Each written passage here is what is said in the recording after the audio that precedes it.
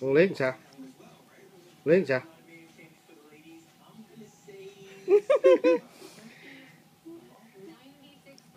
Mắt đã lé kim rồi gạt liếc nữa. Trên.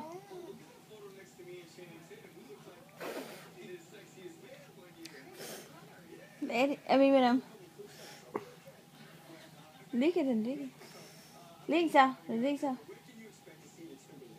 Đi qua.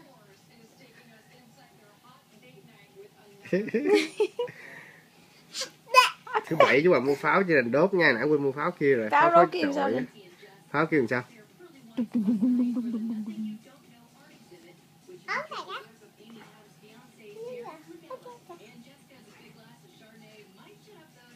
Con liếc chú bà coi. Ở đây nè, liếc kìa. Ô, mắt ghê không? Mắt ghê chưa? Ok, chú bà mở cho con coi.